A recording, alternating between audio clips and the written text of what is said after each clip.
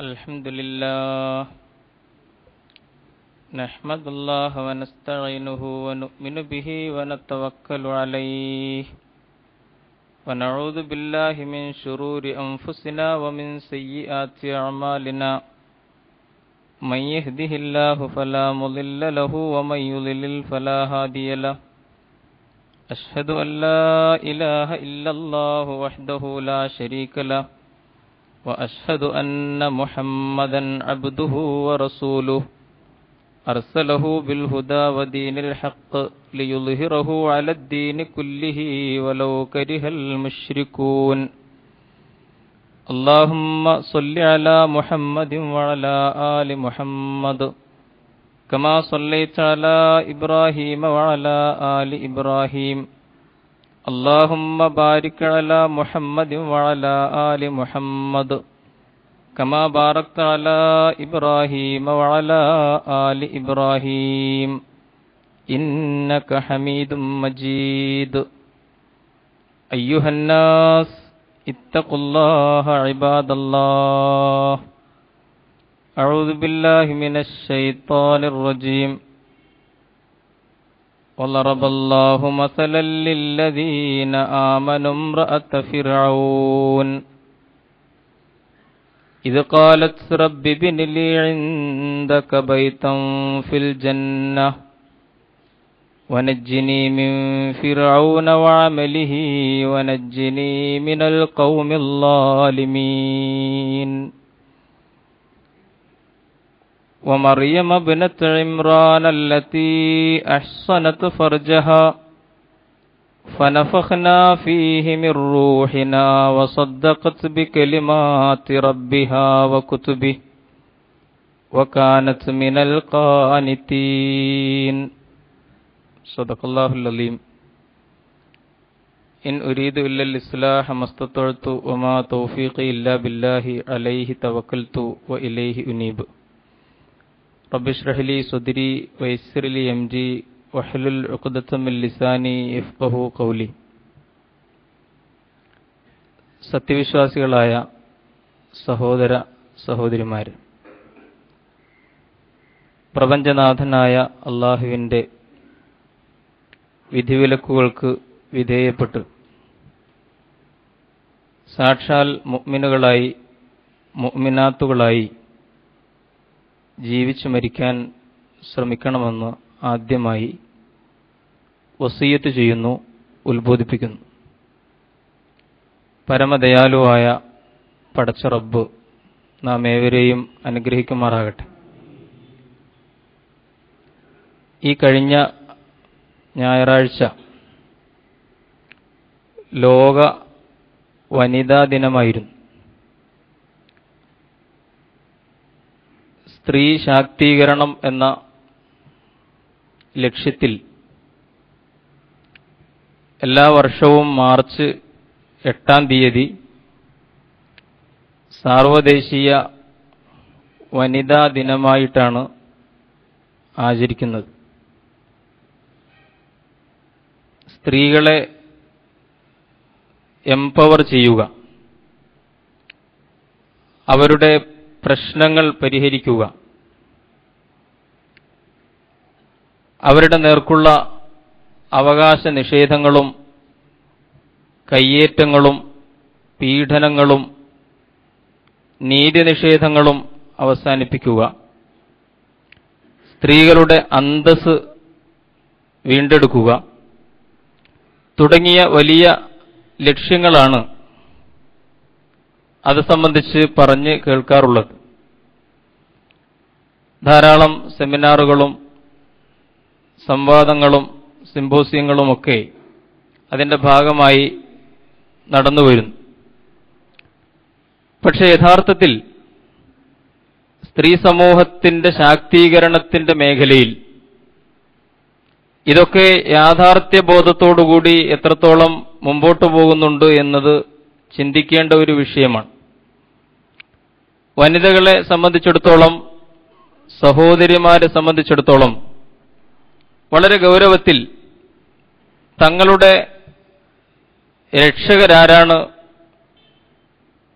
തങ്ങളെ ശിക്ഷകരാരാണ് വഴിതെറ്റിക്കുന്നതാരാണ് എന്ന് വ്യക്തമായി തിരിച്ചറിയുവാൻ അവർക്ക് സാധിക്കേണ്ടതുണ്ട്.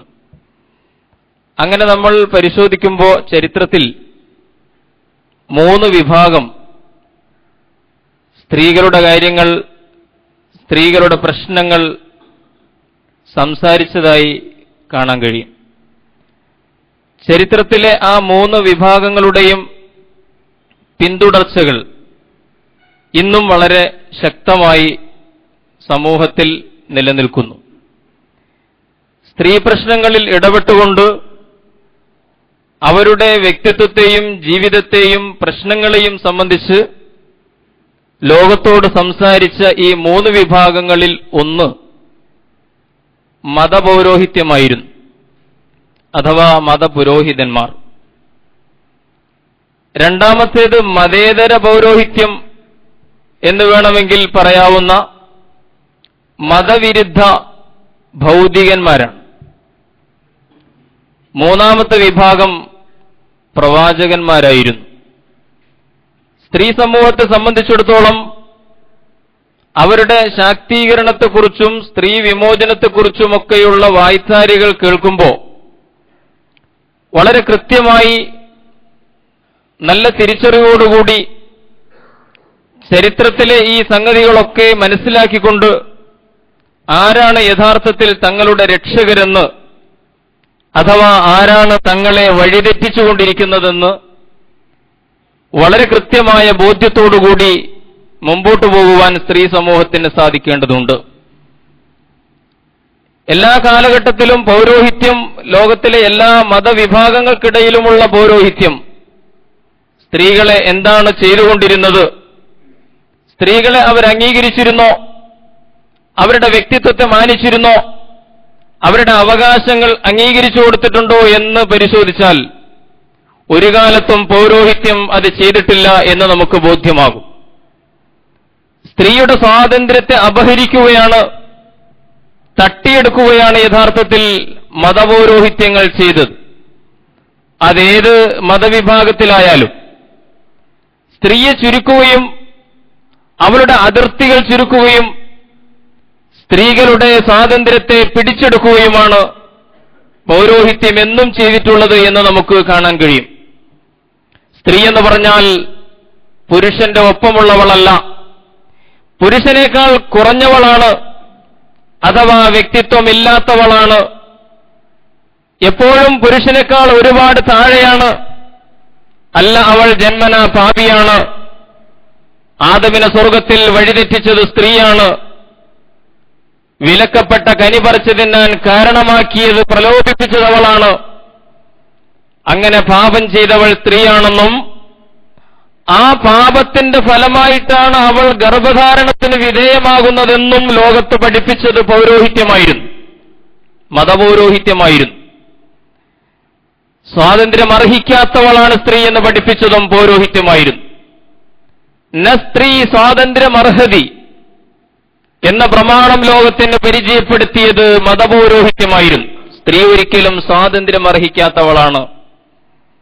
സമ്പത്തിനെ സംബന്ധിച്ചിടത്തോളം അത് ഉടമപ്പെടുത്താനോ അത് കൈവശം വെക്കാനോ സ്വന്തമായിട്ട് സമ്പാദിക്കാനോ ഉള്ള അവകാശം സ്ത്രീക്കില്ലെന്നും അടുത്തവർ പിരിഞ്ഞു പോകുമ്പോൾ അനന്തരാവകാശമായി കിട്ടുന്ന സമ്പത്തിൽ അവൾക്ക് അവകാശമില്ലെന്നും പഠിപ്പിച്ചതും ലോകത്തെമ്പാടുമുള്ള മതപൗരോഹിത്യമായിരുന്നു എന്ന് നമുക്ക് കാണാൻ കഴിയും. എന്നല്ല, സ്ത്രീക്ക് സഞ്ചാര സ്വാതന്ത്ര്യമില്ലെന്നും അവൾ വീടിന് പുറത്തിറങ്ങുന്നത് അപകടമാണെന്നും അഥവാ സ്ത്രീയെ സംബന്ധിച്ചിടത്തോളം ഏറ്റവും ഉത്തമമായത് വീടിന്റെ ഉള്ളിന്റെ ഉള്ളാണെന്നും ലോകത്തിന് പറഞ്ഞുകൊടുത്തതും യഥാർത്ഥത്തിൽ മതപൗരോഹിത്യമായിരുന്നു എന്ന് നമുക്ക് കാണാൻ കഴിയും. എന്തിനധികം, അവരുടെ അവകാശങ്ങൾ കവർന്നെടുക്കുക മാത്രമല്ല, ജഗന്നിയന്താവായ പടച്ചറബിന്റെ മുമ്പിൽ സുജൂദ് ചെയ്യാനുള്ള, ആരാധിക്കാനുള്ള അവകാശം പോലും അവൾക്ക് നിഷേധിച്ചു എന്ന് പറഞ്ഞാൽ, അല്ലാഹുവിന് സുജൂദ് ചെയ്യാൻ ഉണ്ടാക്കപ്പെട്ട ദേവാലയങ്ങളിൽ, പള്ളികളിൽ പ്രവേശിക്കാനോ അവിടെ ആരാധനാകർമ്മം നിർവഹിക്കാനോ ഉള്ള അവകാശം പോലും, ആരാധനാ സ്വാതന്ത്ര്യം പോലും സ്ത്രീക്കില്ലെന്നും ലോകത്തിന് പഠിപ്പിച്ചത് മതപൗരോഹിത്യമായിരുന്നു എന്ന് നമ്മൾ തിരിച്ചറിയേണ്ടതുണ്ട്. ഇങ്ങനെ ജനങ്ങൾക്കും പടച്ചതമ്പുരാനുമിടയിൽ മധ്യവർത്തിപ്പണി ചെയ്യുന്നവർ എന്ന് സ്വയം വിശ്വസിക്കുകയും അങ്ങനെ ആളുകളെ ആത്മീയമായിട്ട് അള്ളാഹുവിലേക്ക് അടുപ്പിക്കാൻ, ദൈവത്തിലേക്ക് എത്തിക്കാൻ വന്നവർ എന്ന് സ്വയം വിശ്വസിക്കുകയും ചെയ്ത പൗരോഹിത്യമാണ് യഥാർത്ഥത്തിൽ സ്ത്രീയുടെ സ്വാതന്ത്ര്യം അപഹരിച്ചത് എന്ന് നമുക്ക് കാണാൻ കഴിയും. അതുകൊണ്ട് സ്ത്രീ സമൂഹത്തെ സംബന്ധിച്ചിടത്തോളം പൗരോഹിത്യത്തെ തിരിച്ചറിയാൻ കഴിയണം. ആരാണ് രക്ഷകരെന്നും ശിക്ഷകരെന്നും തിരിച്ചറിയാൻ കഴിയണം. മറുഭാഗത്ത് നമ്മൾ കാണുന്നത് മതവിരുദ്ധ ഭൗതികന്മാരെയാണ്, മതവിരുദ്ധ ഭൗതിക ആശയങ്ങളെയാണ്, ഇസങ്ങളെയും പ്രസ്ഥാനങ്ങളെയും, സ്ത്രീവാദികളെയും സ്ത്രീവാദ പ്രസ്ഥാനങ്ങളെയും, ഫെമിനിസത്തിന്റെ വക്താക്കളെ. അവരെന്താ ചെയ്തത്? മതപൗരോഹിത്യം ചെയ്തതിന്റെ നേരെ വിപരീതമായി സ്ത്രീയുടെ സ്വാതന്ത്ര്യത്തെ അപഹരിക്കുകയാണ് പുരോഹിതന്മാർ ചെയ്തതെങ്കിൽ ആ അസ്വാതന്ത്ര്യത്തിന്റെ അടുക്കളയിൽ, അല്ലെങ്കിൽ പൗരോഹിത്യം വിധിച്ചതുപോലെ അടുക്കളയിലും കിടപ്പറയിലും കറങ്ങിത്തിരിയേണ്ട ഒരു ജീവിതമാണോ? പുറം ലോകം കാണേണ്ട ഒരു ജീവിതമല്ല സ്ത്രീയുടേത്. അവൾ ഭർത്താവിന്റെ ഒരു അടിമയെപ്പോലെ ജീവിക്കണം എന്ന് സിദ്ധാന്തിച്ച മതപൗരോഹിത്യത്തിന് പകരം മതവിരുദ്ധ ഭൗതികന്മാർ ചെയ്തത് അവളെ ആ അടുക്കളയുടെ അസ്വാതന്ത്ര്യത്തിൽ നിന്ന് ഇറക്കിക്കൊണ്ടുവന്ന് അവളെ സമൂഹത്തിന്റെ മധ്യത്തിൽ, തെരുവിന്റെ മധ്യത്തിൽ നിർത്തുകയും അവളുടെ ലജ്ജയെ ഊരിയെടുക്കുകയുമാണ് ചെയ്തത്. ലജ്ജയെ ഊരിയെടുത്തു എന്ന് പറഞ്ഞാൽ സ്ത്രീത്വത്തെ ഊരിയെടുത്തു എന്നാണ് അർത്ഥം. കാരണം സ്ത്രീയെ സ്ത്രീയാക്കുന്നത് അവളുടെ ലജ്ജാബോധമാണ്. ആ ലജ്ജയെ അപഹരിക്കുകയാണ് പുരോഹിതന്മാർ സ്വാതന്ത്ര്യത്തെ അപഹരിച്ചതുപോലെ ഇവിടെ മതവിരുദ്ധ ഭൗതികന്മാർ അവളുടെ ലജ്ജയെ, അവളുടെ നാണത്തെ അപഹരിക്കുകയും അവളെ മതനിഷേധിയാക്കുകയും അവളെ ദൈവവിരുദ്ധമായ വിശ്വാസങ്ങളിൽ കുരുക്കിയിടുകയും അനിയന്ത്രിതമായ സ്വാതന്ത്ര്യത്തിന്റെ ലൈസൻസ് അവളുടെ മുമ്പിൽ തുറന്നുവെക്കുകയും അങ്ങനെ അവളെ നശിപ്പിക്കുകയുമാണ് ചെയ്തത് എന്ന് നമ്മൾ കാണുന്നു. എന്നല്ല, അത് വളർന്നു ഇന്നവളെ കമ്പോളത്തിന്റെ നടുക്ക് കൊണ്ടുവന്ന് നിർത്തി ഉപ്പുതൊട്ട് കർപ്പൂരം വരെ വിൽക്കണമെങ്കിൽ സ്ത്രീയുടെ ശരീരത്തെ മാധ്യമമാക്കണം എന്ന ഒരു നിലവാരത്തിലേക്ക് ലോകം അധപ്പതിച്ചിരിക്കുകയാണ്. വിശദീകരിക്കേണ്ടതില്ലല്ലോ, എല്ലാവർക്കും അറിയുന്ന കാര്യമാണ്. മുട്ടുസൂചിയുടെ പരസ്യത്തിൽ എന്തിനാണ് സ്ത്രീയുടെ നാണം മറക്കാത്ത ശരീരമെന്ന് ചോദിച്ചാൽ ഇവിടെയാണ് കമ്പോളം ഇടപെടുന്നത്, മൂലധന ശക്തികൾ ഇടപെടുന്നത്, മതവിരുദ്ധ ഭൗതികന്മാർ ഇടപെടുന്നത്. അതേറ്റവും വലിയ ഒരു ആസൂത്രണമായിരുന്നു, ഏറ്റവും വലിയൊരു കൗശലമായിരുന്നു.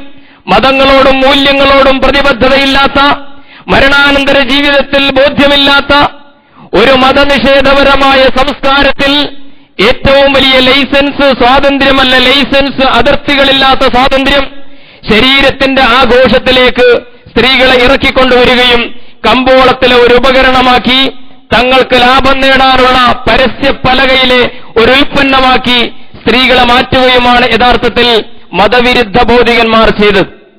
ഈ രണ്ടു കൂട്ടരെയും നിരീക്ഷിക്കണം. രണ്ടു കൂട്ടരും അടിസ്ഥാനപരമായി സ്ത്രീയോട് അനീതിയാണ് ചെയ്തത്, സ്ത്രീയോട് അവകാശ നിഷേധമാണ് കാണിച്ചത്. സ്ത്രീയുടെ വ്യക്തിത്വത്തെ രണ്ടു കൂട്ടരും അവഗണിക്കുകയാണ് ചെയ്തത്. ഒരു കൂട്ടർ മതപുരോഹിതന്മാരാണെങ്കിൽ മറ്റേ കൂട്ടർ മതവിരുദ്ധ ഭൗതികന്മാർ. രണ്ടു കൂട്ടരും സ്ത്രീകളെ ഉപകരണമാക്കുകയും ചൂഷണ വസ്തുവാക്കുകയുമാണ് ചെയ്തത് എന്ന് തിരിച്ചറിയുവാൻ സഹോദരിമാർക്ക് സാധിക്കേണ്ടതുണ്ട്.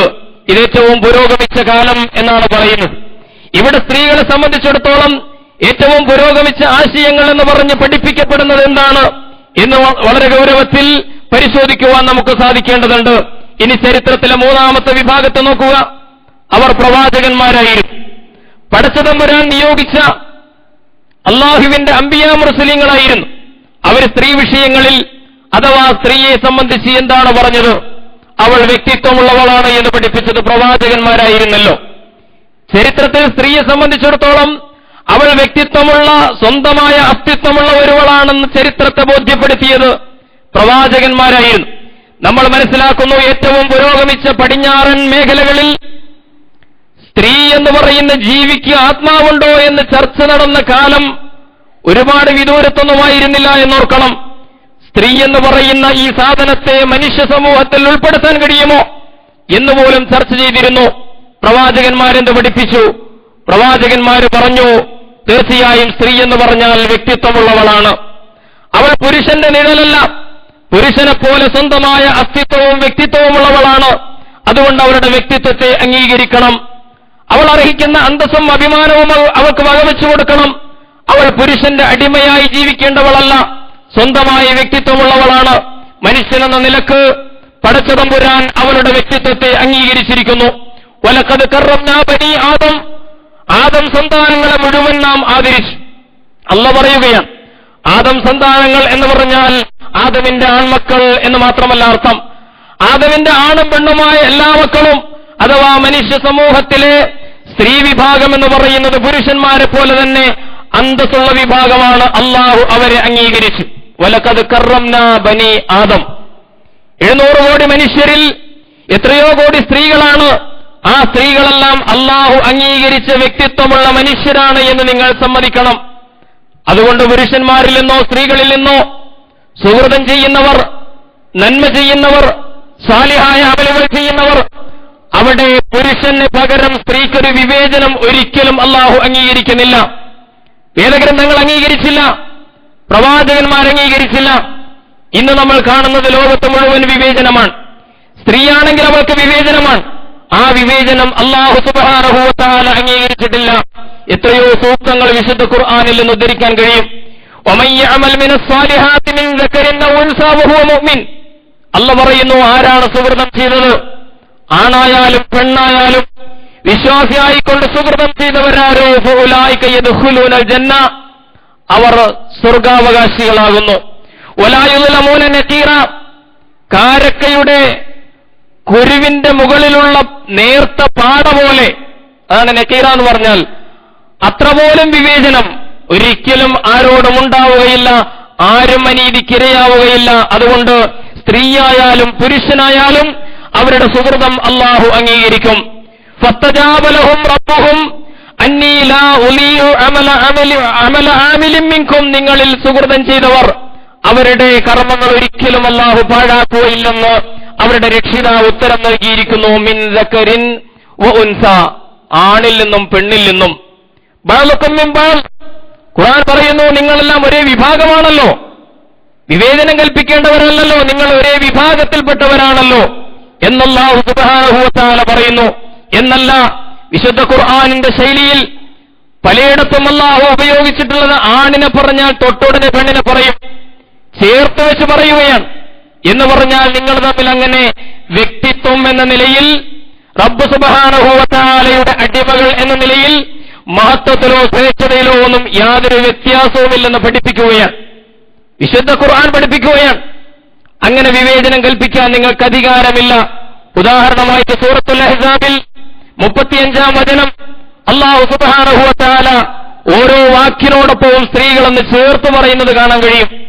ഇന്നൽ മുസ്ലിമീന വൽ മുസ്ലിമാത്ത്, നിശ്ചയമായും അല്ലാഹുവിന്റെ നിയമങ്ങൾക്ക് കീഴ്പ്പെട്ട് ജീവിക്കുന്ന സമർപ്പിക്കുന്ന മുസ്ലിങ്ങളായ പുരുഷന്മാർ, വൽ മുസ്ലിമാത്തി, അതുപോലുള്ള സ്ത്രീകളും, വൽ മുഅ്മിനീന, സത്യവിശ്വാസികളായ പുരുഷന്മാർ, വൽ മുഅ്മിനാത്തി, അതുപോലെയുള്ള സ്ത്രീകളും, വൽ ഖാനിതീന, അല്ലാഹുവിന് വഴക്കമുള്ള വിധേയത്വം പുലർത്തുന്ന പുരുഷന്മാർ, വൽ ഖാനിതാത്തി, വിധേയത്വം പുലർത്തുന്ന സ്ത്രീകളും, വസ്സാദിഖീന, സത്യസന്ധത കാണിക്കുന്ന പുരുഷന്മാർ, വസ്സാദിഖാത്തി, സത്യസന്ധത പുലർത്തുന്ന സ്ത്രീകളും, വസ്സാബിരീന, ക്ഷമാലുക്കളായ പുരുഷന്മാർ, വസ്സാബിറാത്ത്, ക്ഷമാലുക്കളായ സ്ത്രീകളും, വൽ ഖാശിഈന വൽ ഖാശിആത്ത്, അല്ലാഹുവിനോട് ഭയഭക്തി പുലർത്തുന്ന പുരുഷന്മാർ, ഭയഭക്തി പുലർത്തുന്ന വനിതകളും, വൽ മുതസദ്ദിഖീന വൽ മുതസദ്ദിഖാത്ത്, അല്ലാഹുവിന്റെ മാർഗത്തിൽ സമ്പത്ത് ചെലവഴിച്ചുകൊണ്ടിരിക്കുന്ന പുരുഷന്മാർ, ദാനം ചെയ്തുകൊണ്ടിരിക്കുന്ന സ്ത്രീകളും,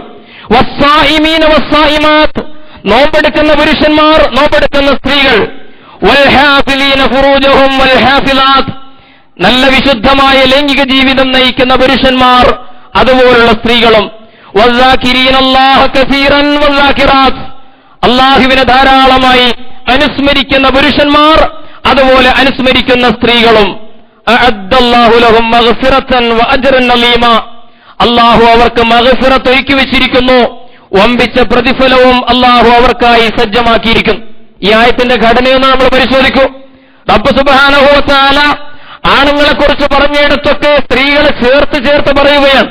അവര് നോമ്പെടുക്കുന്നവർ, ഇവരും നോമ്പെടുക്കുന്നവർ എന്നിങ്ങനെ. അൽ മുഅ്മിനൂന വൽ മുഅ്മിനാത്ത് ബഅ്ളുഹും ഔലിയാഉ ബഅ്ൾ യഅ്മുറുഹും ബിൽ മഅറൂഫ് വയൻഹാഹും അനിൽ മുൻകർ യഅ്മുറൂന ബിൽ മഅറൂഫ് വയൻഹൗന അനിൽ മുൻകർ.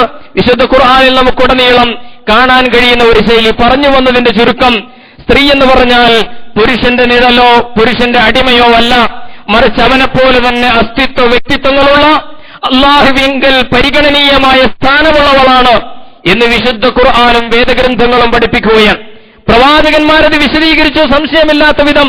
അന്നിസാഉ ശഖായിഖു റിജാൽ, പുരുഷന്മാരുടെ പാതിയാണ് സ്ത്രീവർഗം എന്ന് പറഞ്ഞാൽ എന്നല്ലാഹുവിന്റെ പ്രവാചകൻ വിശദീകരിക്കുകയാണ്. ഇങ്ങനെ പ്രഖ്യാപിക്കുക മാത്രമല്ല, ആ സമൂഹത്തിൽ സ്ത്രീകളോടുണ്ടായിരുന്ന സമീപനത്തെ സമൂലം പ്രവാചകൻ മാറ്റിത്തീർക്കുകയാണ് ചെയ്തത്. 23 കൊല്ലത്തെ പ്രവാചക വിപ്ലവത്തിന് മുമ്പ് ആ സമൂഹത്തിൽ സ്ത്രീകളുടെ സ്ഥാനം എന്തായിരുന്നോ അതിൽ നിന്ന് തീർത്തും വേറിട്ട മറ്റൊരു ചിത്രമാണ് പ്രവാചകന്റെ നബൂവത്തിന്റെ വിപ്ലവത്തിന് ശേഷം നമ്മൾ ആ സമൂഹത്തിൽ കാണുന്നത്. പ്രവാചകൻ മാറ്റം വരുത്തുകയാണ്. പ്രിയമുള്ളവരെ, ഇതൊക്കെ നമ്മൾ പറയുമ്പോഴും മതസമൂഹങ്ങളെ സംബന്ധിച്ചിടത്തോളം, വിശിഷ്യ മുസ്ലിം സമാജത്തെ സംബന്ധിച്ചിടത്തോളം അവരുടെ സ്ത്രീകൾ ആ സമൂഹത്തിൽ അനുഭവിക്കുന്ന സംഗതികൾ ഒരുപക്ഷെ അതിന് ഏറ്റവും കൂടുതൽ പെരുപ്പിച്ച് കാണിക്കപ്പെടുകയും പ്രചരിപ്പിക്കപ്പെടുകയും ചെയ്യുന്ന ഒരു കാലഘട്ടത്തിലാണ് നമ്മൾ ജീവിക്കുന്നത്. മുസ്ലിം സ്ത്രീകൾ എന്ന് പറഞ്ഞാൽ ഏറ്റവും അടച്ചുമൂടപ്പെട്ട ഒരു ജീവിതം, അസ്വാതന്ത്ര്യമുള്ള ഒരു ജീവിതം, അവകാശങ്ങൾ നിഷേധിക്കപ്പെടുന്ന ജീവിതം, പുരുഷാധിപത്യത്തിന്റെ ഇരകളായിത്തീരുന്ന സ്ത്രീകളുടെ ഒരു സമൂഹം എന്ന ഒരു ചിത്രമാണ് ലോകത്തിന്റെ മുമ്പിൽ, പൊതുസമൂഹത്തിന്റെ മുമ്പിലുള്ളത്. ഒരു പരിധിവരെ ഇസ്ലാമിന്റെ ശത്രുക്കളുടെ ബോധപൂർവമായ ആസൂത്രണം അതിന്റെ പിന്നിലുണ്ട്. പക്ഷേ അതേസമയം നമ്മൾ അറിയണം, നമ്മളടങ്ങുന്ന ഇസ്ലാമിക സമൂഹത്തിലെ പുരുഷന്മാരുടെ സമീപനങ്ങളിലും അതിൽ വലിയ പങ്കുണ്ട്. എന്ന് പറഞ്ഞാൽ ഒരു പുരുഷാധിപത്യത്തിന്റെ ആദർശത്തെ പലപ്പോഴും അറിഞ്ഞോ അറിയാതെയോ നമ്മൾ അങ്ങനെ പറഞ്ഞുകൊണ്ടിരിക്കുകയാണ്. പറയുന്നതിനേക്കാൾ അധികം സ്ത്രീ സ്വാതന്ത്ര്യത്തെക്കുറിച്ചും ഇസ്ലാം സ്ത്രീക്ക് നൽകിയ അവകാശങ്ങളെക്കുറിച്ചും വാചാലമായി സംസാരിക്കുന്ന പണ്ഡിതന്മാരുടെ വീടുകളിൽ പോലും ഒരുപക്ഷേ ആ പണ്ഡിതന്മാരുടെ ഭാര്യമാരോട് അല്ലെങ്കിൽ കുടുംബികളായ സ്ത്രീകളോട് അങ്ങേയറ്റം മോശമായ രീതിയിൽ പെരുമാറുന്നത് നമ്മൾ കാണുകയാണ്. ഇതെങ്ങനെയോ നമ്മൾ ശീലിച്ചുപോയി. പുരുഷാധിപത്യത്തിന്റെ ഒരു സംസ്കാരം തെളിവൊക്കെ പറഞ്ഞു കളയും.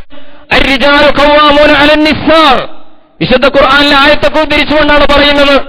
പുരുഷന്മാരെന്ന് പറഞ്ഞാൽ ഖവ്വാമൂന അലന്നിസ്സായി, സ്ത്രീ സമൂഹത്തിന്റെ ഖവ്വാമുകളാണ്, കൈകാര്യകർത്താക്കളാണ്. വിശുദ്ധ ഖുർആനിലല്ലേ പറയുന്നത്? അതൊക്കെ നമ്മൾ പഠിക്കേണ്ടതുണ്ട്. വിശുദ്ധ ഖുർആനിൽ അങ്ങനെ പറഞ്ഞിട്ടുണ്ടെങ്കിൽ പ്രകൃതിപരമായ പ്രത്യേകതകൾ അംഗീകരിച്ചുകൊണ്ട് പുരുഷന് ചില ഉത്തരവാദിത്വങ്ങൾ കൂടുതലായി നൽകിയിരിക്കുന്നു എന്നാണ് അതിനർത്ഥം. ഖവ്വാമിയത്ത് എന്ന് പറയുന്നതിൽ സംരക്ഷണ ഉത്തരവാദിത്വമാണ് ഏറ്റവും കൂടുതൽ. സ്ത്രീ എന്ന് പറഞ്ഞാൽ നമുക്കറിയാം പ്രകൃതിപരമായി ദുർബലതകളുള്ള ഒരു സൃഷ്ടിയാണ്. മാനസികമായി, ശാരീരികമായി, തീർച്ചയായും ബുദ്ധിപരമായി അവർക്കിടയിൽ ചില വ്യത്യാസങ്ങളുണ്ട്. അത് പ്രകൃതിപരമായ അന്തരങ്ങളാണ്. ഇസ്ലാം എന്ന് പറഞ്ഞാൽ പ്രകൃതിയുടെ ദീനാണ്.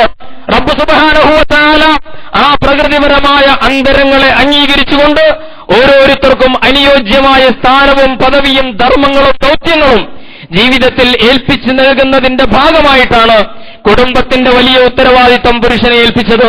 പ്രത്യേകിച്ചും സാമ്പത്തികമായ ഉത്തരവാദിത്വം, സംരക്ഷണത്തിന്റെ ഉത്തരവാദിത്വം അത് പുരുഷനാണ് ശാരീരികമായി പ്രകൃതിപരമായി കൂടുതൽ കഴിയുക.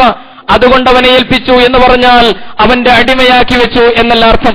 ഞങ്ങളുടെ ഒരു അധ്യാപകന്റെ ഭാഷയിൽ പറഞ്ഞാൽ കുടുംബ സംവിധാനം എന്ന് പറഞ്ഞാൽ ഇസ്ലാമിൽ പുരുഷൻ പ്രധാനമന്ത്രിയും സ്ത്രീ ആഭ്യന്തരമന്ത്രിയുമായ ഒരു സംവിധാനമാണ് യഥാർത്ഥത്തിൽ ഇസ്ലാം ആഗ്രഹിക്കുന്ന കുടുംബം എന്ന് പറയപ്പെടാറുണ്ട്.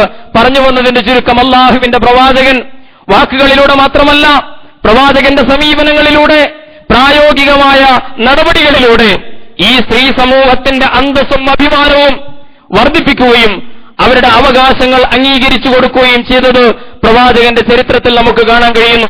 നമുക്കറിയാമല്ലോ, ഇസ്ലാം വരുമ്പോൾ ആ ജാഹിലിയ സമൂഹത്തിൽ സ്ത്രീകളെന്ന് പറയുന്നത് ഏറ്റവും അടിച്ചമർത്തപ്പെട്ട വിഭാഗമായിരുന്നു, ഏറ്റവും അവകാശം നിഷേധിക്കപ്പെട്ട വിഭാഗമായിരുന്നു. അല്ല, ജീവിക്കാൻ പോലും അവകാശം നിഷേധിക്കപ്പെട്ട വിഭാഗമായിരുന്നു. നമുക്കറിയാമല്ലോ, ഖുർആനിൽ ഒരു സ്ഥലത്ത് ചോദിക്കുന്നു, വഇദൽ മൗഊദതു സുഇലത് ബിഅയ്യി ദംബിൻ ഖുതിലത്, നാളെ പരലോകത്ത് പടച്ചവന്റെ മുമ്പിൽ നിർത്തി വിചാരണ ചെയ്യപ്പെടുന്ന സന്ദർഭത്തിൽ ഒരു ചോദ്യമുണ്ടാകും. വഇദൽ മൗഊദതു സുഇലത്, ജീവനോട് കുഴിച്ചുമൂടപ്പെട്ട പെൺകുഞ്ഞിനോട് ചോദിക്കപ്പെടും, ബിഅയ്യി ദംബിൻ ഖുതിലത്, എന്ത് പാതകത്താലാണ് നീ ഇങ്ങനെ കൊല ചെയ്യപ്പെട്ടത് എന്ന്. അതിന്റെ ഗൗരവം സൂചിപ്പിക്കുകയാണ്. ആ പെൺകുട്ടിയെ കുഴിച്ചുമൂടിയ പിതാവിന്റെ മുഖത്തേക്ക് പോലും പടച്ചവൻ നോക്കുകയില്ല. ചോദിക്കുകയാണ്, ആ പെൺകുട്ടി ചോദിക്കപ്പെടുന്നു, ബിഅയ്യി ദംബിൻ ഖുതിലത്, എന്ത് കാരണത്താലാണ് നീ കൊല്ലപ്പെട്ടത്? നിഷ്കളങ്കയായ വളരെ ഗൗരവത്തിൽ കോടാനുകോടി മനുഷ്യരുടെ മുമ്പിൽ ആ ക്രൂരത ചെയ്തവൻ അപമാനിക്കപ്പെടുമെന്ന് വിശുദ്ധ ഖുർആൻ പറയുകയാണ്. പ്രവാചകൻ വരുമ്പോൾ ആ ജാഹിലി സമൂഹത്തിന്റെ അവസ്ഥ പറയുകയാണ്. അവിടെയൊക്കെ ഖുർആൻ തിരുത്തി. ഒരു പെൺകുഞ്ഞ് ജനിക്കുക എന്ന് പറയുന്നത് അപമാനമായിട്ട് കരുതിയിരുന്നു അവർ. വിശുദ്ധ ഖുർആൻ അതിന്റെ പ്രയോഗം കൊണ്ട് തന്നെ പെൺകുഞ്ഞ് ജനിക്കുന്നത് അപമാനമല്ല, അഭിമാനമാണ് എന്ന് പഠിപ്പിക്കുകയുണ്ടായി. ഇദാ ബുശ്ശിറ അഹദുകും ബിൽ ഉൻസ, ഇദാ ബുശ്ശിറ അഹദുഹും ബിൽ ഉൻസ, ഒരു പെൺകുഞ്ഞ് ജനിച്ചു എന്ന് അവർ വാർത്ത അറിയിക്കപ്പെട്ടാൽ എന്ന് പറയാൻ ഖുർആൻ ഉപയോഗിച്ച വാക്ക് ബുശ്ശിറ. ബുശ്ശിറ എന്ന് പറഞ്ഞാൽ ഗ്ലാഡ് ന്യൂസ് നൽകപ്പെട്ടു എന്നർത്ഥം, ഒരു സന്തോഷ വാർത്ത. പെൺകുഞ്ഞ് ജനിച്ചു എന്ന ഒരു സന്തോഷ വാർത്ത അറിയിക്കപ്പെട്ടാൽ ഖുർആൻ പ്രയോഗം, ആ ഒരൊറ്റ വാക്കുകൊണ്ട് തന്നെ പെൺകുഞ്ഞിന്റെ ജനനം എന്ന് പറയുന്നത് സന്തോഷകരമായ ആഹ്ലാദകരമായ ഒരു കാര്യമാണ് എന്ന് ഖുർആൻ ഒരു വലിയ വിപ്ലവം സാധിക്കുകയാണ്. ഇദാ ബുശ്ശിറ അഹദുഹും ബിൽ ഉൻസ, ആ ജാഹിലി കാലഘട്ടത്തിൽ ഒരു പെൺകുഞ്ഞ് ജനിച്ചു എന്ന വിവരം പിതാവിന് കിട്ടിയാൽ ലല്ല വജ്ഹുഹു മുസ്വദ്ദൻ വഹുവ കലീം, അവൻ ദുഃഖാർത്ഥനായി, അവന്റെ മുഖമാകെ ഇരുളുന്നു, മുഖം മ്ലാനമാകുന്നു, കറുത്തുപോകുന്നു. യതവാറാ മിനൽ ഖൗമി മിൻ സൂഇ മാ ബുശ്ശിറ ബിഹി, താൻ അറിയിക്കപ്പെട്ട ഈ വാർത്തയുടെ അപമാന ഭാരത്താൽ ഇവൻ ജനങ്ങളിൽ നിന്ന് ഓടി അകലുകയാണ്. അവൻ ചിന്തിക്കുന്നതോ അയുംസിക്കുഹു അലാ ഹൂനിൻ അം യദുസ്സുഹു ഫിത്തുറാബ്, അല്ല അപമാനം സഹിച്ചുകൊണ്ട് സമൂഹത്തിൽ ഏറ്റവും അപമാനിതനായി ഈ പെൺകുട്ടിയെ എന്റെ കൂടെ നിർത്തി വളർത്തണമോ, അതോ അം യദുസ്സുഹു ഫിത്തുറാബ്, മണ്ണിൽ കുഴിച്ചു മൂടണമോ എന്നവൻ ചിന്തിക്കുകയാണ്. അലാ സാഅ മാ യഹ്കുമുൻ, എത്ര മോശമായ ഒരു നിലപാടാണ് അവർ കൈക്കൊണ്ടത് എന്ന് വിശുദ്ധ ഖുർആൻ പറയും. നമ്മൾ ആലോചിച്ച് നോക്കൂ, ജാഹിലി സമൂഹത്തിൽ ഒരുപാട് ഗോത്രങ്ങൾക്കിടയിൽ നിലനിന്നിരുന്ന ഒരു സമ്പ്രദായത്തെ വിശുദ്ധ ഖുർആൻ നമ്മുടെ മുമ്പാകെ അവതരിപ്പിക്കുകയാണ്. പെൺകുഞ്ഞുങ്ങൾ ജനിക്കുന്നത് നഷ്ടമായും അപമാനമായും കരുതിയിരുന്ന ആളുകൾ, യുദ്ധത്തിലൊന്നും പങ്കെടുക്കാൻ കഴിയാത്ത സ്ത്രീകളെ കൊണ്ട് സാമ്പത്തികമായിട്ടൊരു മെച്ചവുമില്ലെന്ന് കണ്ട് അവരെ കൊന്നുകളയുന്ന 5-6 വയസ്സുവരെ കുട്ടികളെ വളർത്തുക. 5-6 വയസ്സാകുമ്പോൾ ഒരു ദിവസം ഉമ്മയോട് പറയുകയാണ്, മോളെ ഒന്ന് കുളിപ്പിച്ച് ഒരുക്കി സുഗന്ധമൊക്കെ പൂശി നിർത്തുക, അവളെ ഞാനൊന്ന് കുഞ്ഞു കേൾക്കേ പറയുന്നു, അവളെ ഞാനൊന്ന് ഭർത്തൃ വീട്ടിലേക്ക് കൊണ്ടുപോകട്ടെ. അങ്ങനെ 5-6 വയസ്സുള്ള പെൺകുട്ടി അവളങ്ങനെ കുളിപ്പിക്കപ്പെട്ട് സുഗന്ധമൊക്കെ പൂശി നല്ല പുതിയ വസ്ത്രമൊക്കെ അവളെ ധരിപ്പിച്ച് അവളെ അങ്ങനെ കൊണ്ടുപോകുന്നു. അവൾ സന്തോഷത്തോടുകൂടി തുള്ളിച്ചാടി സ്വന്തം ഉപ്പയുടെ വിരലിൽ പിടിച്ചു പോകുന്നു. മരുഭൂമിയിലേക്ക് മനുഷ്യൻ നടന്നു ചെല്ലുന്നു. എവിടെയോ കണ്ടുവച്ച ഒരു പൊട്ടക്കിണറിന്റെ അടുത്തെത്തുമ്പോൾ അവളെ ക്രൂരമായിട്ട് ഈ മനുഷ്യൻ അതിലേക്ക് തള്ളിയിടുന്നു. അങ്ങനെ തിരിച്ചു പോരുന്നു. അള്ളാഹുവിന്റെ പ്രവാചകന്റെ മുമ്പിൽ ഹദീസ് ഗ്രന്ഥങ്ങളിൽ പരിശോധിച്ചാൽ നമുക്ക് കാണാൻ കഴിയും. ഒരു മനുഷ്യൻ ഒരിക്കൽ വന്നു, വിശദീകരിക്കുന്നില്ല, പ്രവാചകനോട് പറയുകയാണ്, അള്ളാഹുവിന്റെ റസൂലേ, ജാഹിലിയ കാലഘട്ടത്തിൽ ഇങ്ങനെയൊക്കെ ചില സംഭവങ്ങൾ എന്റെ ജീവിതത്തിൽ ഉണ്ടായിട്ടുണ്ട്. അരുമയായ ഒരു മകളുണ്ടായിരുന്നു എനിക്ക്, ഞാൻ കുറെ കൊല്ലങ്ങൾ അവളെ അങ്ങനെ വളർത്തി, എന്നിട്ട് അവസാനം അപമാനമാണല്ലോ, ഒളിപ്പിച്ചു വളർത്തുകയാണ്, പിന്നെ ഞാൻ അവളെ കൊല്ലാൻ വേണ്ടി ഇങ്ങനെ കൊണ്ടുപോയി. റസൂലെ, അങ്ങനെ ഞാനൊരു വലിയ ഗർത്തത്തിലേക്ക് അവളെ തള്ളിയിട്ടു. അപ്പോഴും അവൾ, ഞാൻ തിരിഞ്ഞു നടക്കുമ്പോൾ കേൾക്കുന്നുണ്ട് എന്റെ പൊന്നുമോള് വിളിക്കുന്ന നേരിയ ഒരു ശബ്ദം, ഉപ്പ ഉപ്പ എന്നായിരുന്നു അവസാനവും അവൾ വിളിച്ചുകൊണ്ടിരുന്നത് എന്ന് ആ മനുഷ്യൻ പറയുകയാണ്. അള്ളാഹുവിന്റെ റസൂലിന്റെ കണ്ണുകൾ നിറഞ്ഞു. പ്രവാചകന്റെ താടിരോമങ്ങൾ കണ്ണീരിനാൽ കുതുന്നു എന്ന ഹദീസുകളിൽ നമ്മൾ വായിക്കുന്നു. ഇദാ ബുശ്ശിറ അഹദുഹും ബിൽ ഉൻസാ ലല്ല വജ്ഹുഹു മുസ്വദ്ദൻ വഹുവ കലീം. ഇതായിരുന്നു അന്ന് സ്ത്രീകളുടെ, പെൺകുട്ടികളുടെ അവസ്ഥ. വലാ തഖ്തുലു ഔലാദകും ഖശ്യത ഇംലാഖ്, നിങ്ങൾ പട്ടിണി പേടിച്ചുകൊണ്ട്, ഭൗതികമായ പരിമിതികൾ ചിന്തിച്ചുകൊണ്ട് നിങ്ങളുടെ മക്കളെ നിങ്ങൾ കൊല്ലരുത്. നഹ്നു നർസുഖുഹും വഇയ്യാകും, നിങ്ങൾക്കും അവർക്കും വിഭവങ്ങൾ തരുന്നത്, ഭക്ഷണം തരുന്നത് നാമാണ്. ഇന്ന ഖത്ലഹും കാന ഖിത്അൻ കബീറ, നിങ്ങൾ അങ്ങനെ ചെയ്യുന്നുവെങ്കിൽ, ആ ക്രൂരത കാണിക്കുന്നുവെങ്കിൽ അതൊരു ചെറിയ പാപമല്ല കേട്ടോ, അത് മഹാപാതകമാകുന്നു എന്ന് സൂറത്തുൽ ഇസ്രായിൽ അല്ലാഹു സുബ്ഹാനഹു വ തആല പറയുകയാണ്. ഈ ക്രൂരതകൾ നിർത്തലാക്കിയത് മാത്രമല്ല പ്രവാചകൻ ചെയ്തത്, ആ സമൂഹത്തിന്റെ മനോഭാവം മാറ്റുകയാണ്. ഞാൻ നേരത്തെ സൂചിപ്പിച്ചല്ലോ, നുബുവ്വത്തിന്റെ വിപ്ലവത്തിന് ശേഷം നമ്മൾ കാണുന്നത് പെൺകുഞ്ഞ് ജനിക്കുന്നത് അഭിമാനമായി കരുതുന്ന പിതാക്കളെ ആ സമൂഹത്തിൽ നമ്മൾ കാണുകയാണ്. റസൂലുള്ള അതിനുവേണ്ട നിർദ്ദേശങ്ങൾ അവർക്ക് കൊടുക്കുന്നു, തത്വങ്ങൾ അവരെ പഠിപ്പിക്കുന്നു. എത്രയോ ഹദീസുകൾ നമുക്ക് കാണാൻ കഴിയും. പ്രവാചകൻ പറഞ്ഞു, സ്വർഗ്ഗത്തിൽ എന്റെ സാമീപ്യം കിട്ടുന്ന ഒരു വിഭാഗം ആരാണെന്നറിയാമോ? മൻ ആല ജാരിയത്തൈനി ഹത്താ തബ്ലുഗ, പ്രായമെത്തുന്നതുവരെ ഒരു പെൺകുട്ടിയെ, രണ്ട് പെൺകുട്ടികളെ വളർത്തി ശിക്ഷണം കൊടുത്ത് ഭക്ഷണം കൊടുത്ത് അവരെ വളർത്തിക്കൊണ്ടുവരുന്ന ഒരു മനുഷ്യൻ, ജാഅ യൗമൽ ഖിയാമ, അയാൾ അന്ത്യനാളിൽ വരും. അന വഹുവ ഹാക്കദ, പ്രവാചകൻ ഇങ്ങനെ പറഞ്ഞു. അന വഹുവ ഹാക്കദ വലമ്മ അസാബിഅഹു, പ്രവാചകൻ തന്റെ വിരലുകൾ ചേർത്ത് വെച്ചുകൊണ്ട് പറഞ്ഞു, അവിടെ പരലോകത്ത് ഞാനും അവനും സമീപസ്ഥനായിരിക്കും. വീട്ടിൽ പോലും വിവേചനം കാണിക്കരുതെന്ന് കർശനമായി വിലക്കിയ പ്രവാചകൻ ഒരിക്കൽ അവിടെ നിന്ന് പറയുകയാണ്, മൻ കാനത്ത് ലഹു ഉൻസ, ഒരാൾക്കൊരു പെൺകുട്ടിയുണ്ട്, ഫലം യദിഹ, അവളെ അവൻ കൊന്നില്ല, വലം യുഹിൻഹ, അവളെ അപമാനിച്ചുമില്ല, വലം യൂസുർ വലതുഹു യഅനി അസ്സുകൂർ അലൈഹ, ആൺകുട്ടികളെ അപേക്ഷിച്ച് അവളെ അവഗണിക്കുന്ന, അല്ലെങ്കിൽ ആ പെൺകുട്ടിയേക്കാൾ കൂടുതൽ തന്റെ ആൺകുട്ടിയെ പരിഗണിക്കുന്ന ഒരു സ്വഭാവം അവനുണ്ടായിരുന്നില്ല. അദ്ഖലഹുല്ലാഹുൽ ജന്ന, അവൻ അല്ലാഹു സ്വർഗ്ഗം നൽകും എന്ന് അല്ലാഹുവിന്റെ പ്രവാചകൻ സ്വല്ലല്ലാഹു അലൈഹി വസല്ലം തിരുമേനി പഠിപ്പിക്കുകയാണ്. പ്രിയമുള്ളവരെ, ഇങ്ങനെ എത്രയോ നബിവചനങ്ങൾ നമുക്ക് കാണാൻ കഴിയും. ഒരിക്കൽ പറഞ്ഞു, അലാ അദുല്ലുക്കും അലാ അഫ്ളലി സ്വദഖ, ഏറ്റവും നല്ല സ്വദഖ എന്താണെന്ന് ഞാൻ നിങ്ങൾക്ക് പറഞ്ഞു തരട്ടെ. ഏറ്റവും നല്ല ദാനധർമ്മം ഇബ്നതുക, നിന്റെ മകളാകുന്നു. മർദൂദത്തുൻ ഇലൈക, അവൾ നിന്നിലേക്ക് മടങ്ങി വന്നിരിക്കുകയാണ്. ലൈസ ലഹാ കാസിബുൻ ഗൈറുക്, നീയല്ലാതെ അവളെ സംരക്ഷിക്കാൻ മറ്റാരുമില്ല ഈ ലോകത്ത്. കല്യാണം കഴിച്ച് വിട്ടതാണ് മോളെ, അവൾ പക്ഷേ ഉപേക്ഷിക്കപ്പെട്ട് തിരിച്ചു വരികയാണ്. നിന്റെ വീട്ടിലേക്ക് വരുന്നു, മുഖം കറുപ്പിക്കരുത് അവളോട് ഏറ്റവും മാന്യമായി പെരുമാറണം. കാരണം നീ മാത്രമേ ഒരാശ്രയമായി അവരുടെ മുമ്പിലുള്ളൂ. അങ്ങനെയെങ്കിൽ അതാണ് ഒരു മനുഷ്യൻ ചെയ്യുന്ന ഏറ്റവും വലിയ സ്വദഖയെന്ന്, അഫ്ളലുസ് സ്വദഖ എന്ന് അല്ലാഹുവിന്റെ പ്രവാചകൻ സ്വല്ലല്ലാഹു അലൈഹി വസല്ലം തിരുമേനി പറയുകയാണ്. അവർക്ക് കൊടുത്തിട്ടുള്ള സ്ഥാനവും പദവിയും, സ്ത്രീകളോട് പെരുമാറുമ്പോൾ അത് ഭാര്യയായാലും മകളായാലും ഉമ്മയായാലും സമൂഹത്തിലെ സ്ത്രീകളായാലും അവരോട് പെരുമാറുമ്പോൾ ഏറ്റവും ഉദാത്തമായ, പ്രവാചകൻ പറഞ്ഞു, അക്മലുൽ മുഅ്മിനീന ഈമാനൻ അഹ്സനുഹും ഖുലുഖ, നിങ്ങൾ ഏറ്റവും നല്ല മനുഷ്യരെന്ന് പറയുന്നത് ഏറ്റവും നല്ല സ്വഭാവമുള്ളവരാണ്. ഖിയാറുക്കും ഖിയാറുക്കും ലിനിസായിഹിം, എന്നാൽ നിങ്ങളിൽ ഏറ്റവും ഉത്തമന്മാരായ ആളുകൾ ആരാണ്, പുരുഷന്മാരാരാണെന്ന് ചോദിച്ചാൽ സ്ത്രീകൾക്ക് ഏറ്റവും നല്ലവരാരോ അവരാണ്.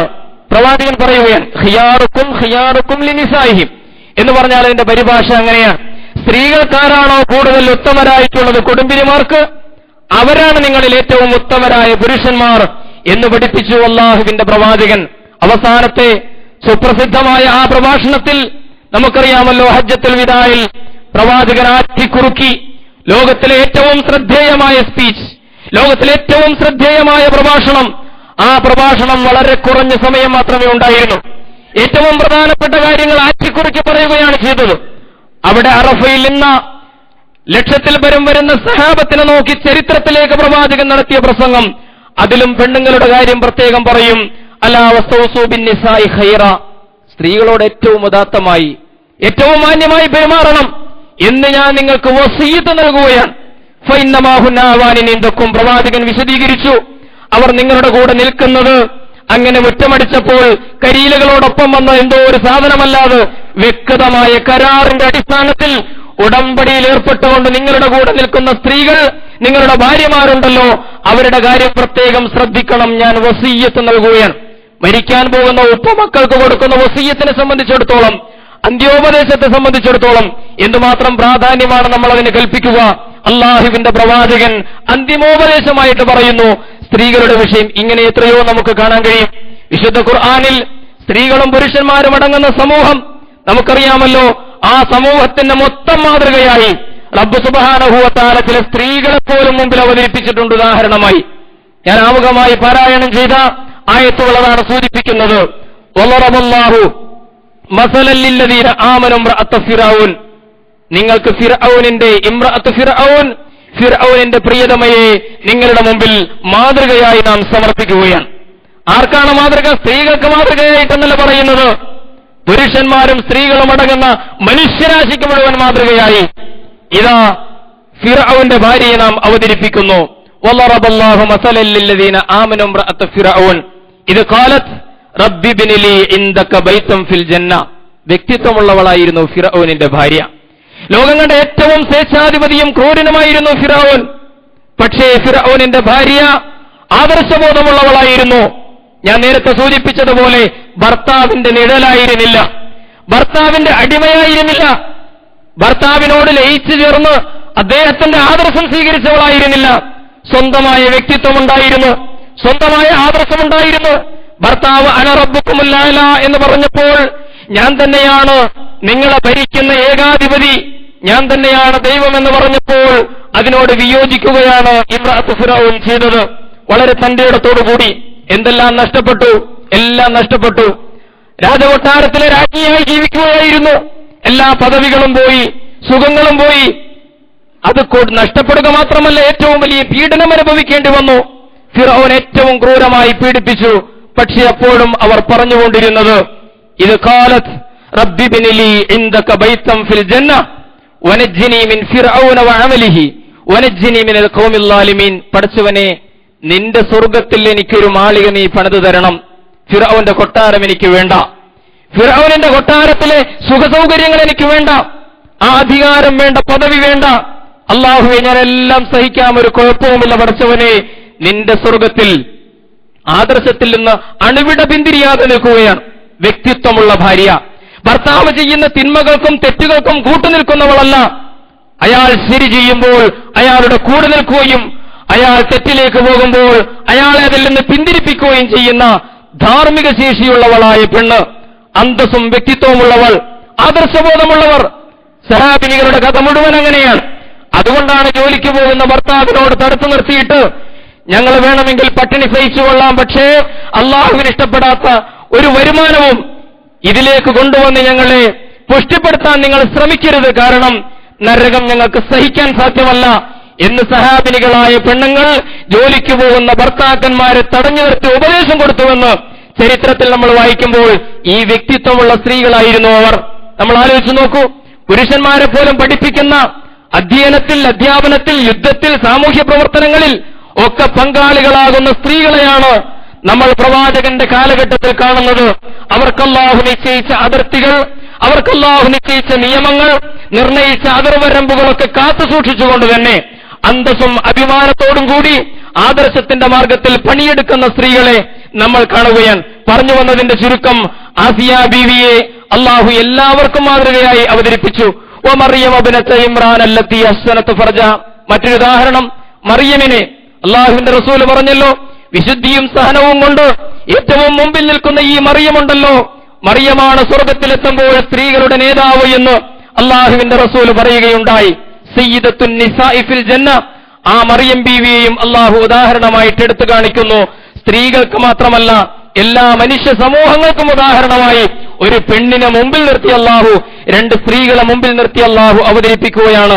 അല്ലാഹുവിന്റെ പ്രമാണങ്ങളിൽ നിന്ന് സ്ത്രീകളെ സംബന്ധിച്ചിടത്തോളം എന്താണ് അവരുടെ സ്ഥാനമെന്ന്, എന്താണ് അവരുടെ ദൗത്യമെന്ന്, എന്താണ് അവരുടെ ധർമ്മമെന്ന് തിരിച്ചറിയുവാൻ സ്ത്രീ സമൂഹത്തിന് സാധിക്കേണ്ടതുണ്ട്.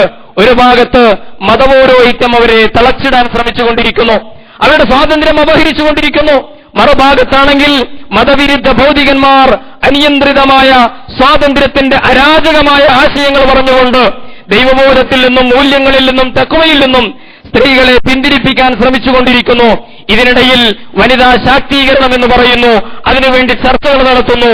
എന്താണ് യഥാർത്ഥത്തിൽ ഒരു സ്ത്രീയുടെ പദവിയെന്ന് ചരിത്രത്തിൽ ഈ സ്ത്രീകളെ സംബന്ധിച്ച് സംസാരിച്ച ഈ മൂന്ന് കൂട്ടരിൽ മതപൗരോഹിത്യവും അതുപോലെ മതേതര പൗരോഹിത്യവും അതുപോലെ അള്ളാഹുവിന്റെ പ്രവാചകന്മാരും ഏത് ധാരയാണ് നമ്മളെ രക്ഷിക്കുന്നത് എന്ന് ശരിയായ അവബോധത്തോടുകൂടി തിരിച്ചറിഞ്ഞുകൊണ്ട് സ്വന്തം ജീവിതത്തെ ചിട്ടപ്പെടുത്തുവാൻ സ്ത്രീ സമൂഹത്തിന്, പ്രത്യേകിച്ചും ഇസ്ലാമിക സമൂഹത്തിലെ സഹോദരിമാർക്ക് സാധിക്കേണ്ടതുണ്ട്. കാര്യങ്ങൾ ശരിയായി മനസ്സിലാക്കാൻ റബ്ബ് സുബ്ഹാനഹു വ തആല നമുക്ക് തൗഫീഖ് നൽകി അനുഗ്രഹിക്കുമാറാകട്ടെ.